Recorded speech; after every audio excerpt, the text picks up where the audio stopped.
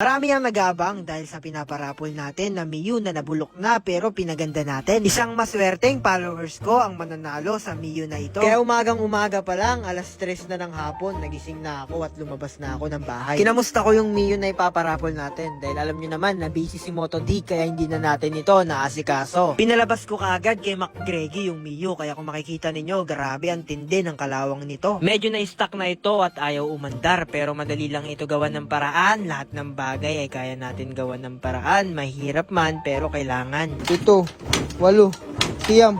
Gas. Jack, hindi pa rin umandar. Gasolina check. Wala. Puta, tagtuyot. Ibas.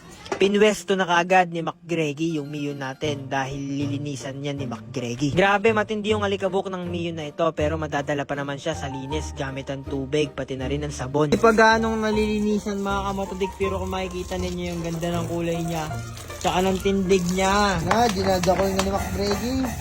Hindi pa namin gaano natatapos linisan pero napakaganda na at napakakintab na kaagad ng pinintura natin dito sa cover ng Miyu. Pumunta muna kami ni McGreggy sa bilihan ng mga shock dahil bibilihan natin ng shock yung Miyu na ito. Ito yung napili namin, yung kulay dilaw dahil tingin ko magbiblend dito doon sa rim ng Miyu natin. 1,500 pesos yung bili natin dyan pero tingin ko maganda naman yung performance niyan. Sabi nga pala ng nagbebenta, plug and play na raw yan pero para sa akin hindi yan totoo. Kinalas na kaagad namin yung cover para may kabit natin yung bagong shock ng Miyu na ito. Ano nyo?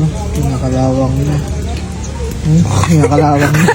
Pinakalas ko na kagad kay McGreggy yung lumang shock kaso nagkaroon ng problema, medyo natatagalan kami. Buti na lang may naimbento na naman na ganitong makinarya kung saan mas mapapadali yung ginagawa mo. Yun, mas napabilis. Sabi ko, sarang eh! Kailangan muna namin kalasin yung crank cover para tuluyan natin na maalis yung lumang shock doon sa motor.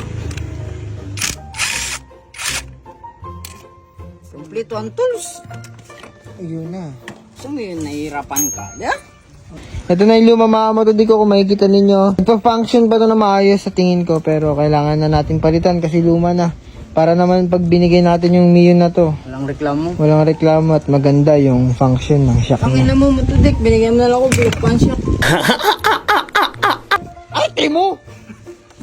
Ayun, totoo nga yung sinasabi sa hula na hindi plug and play yung shock na nabili ni McGreggy dahil kailangan talaga ng conversion. So madali lang naman, kailangan lang natin ipagpalit yung busing ng shock. Ito yung maliit na bagay na to, akala mo lang maliit yan pero importante yan para maayos natin ng maayos yung function ng shock. Kaya kinalas na kagad natin doon sa bagong shock yung bushing niya. Tapos ikinabit natin itong luma na galing sa lumang shock ng Miyu na ito. Pagtapos niyan mga kamotodik, sinalpak na natin at nilagyan na natin ng mga spacer. Yan yung magsisilbing stopper para hindi gumalaw-galaw yung shock natin na kinabit.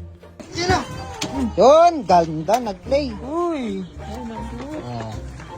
Minaw ka ng Martin, Gar. Alam mo, ha? Lapit mo, number 1. Ayan, oh. Ah.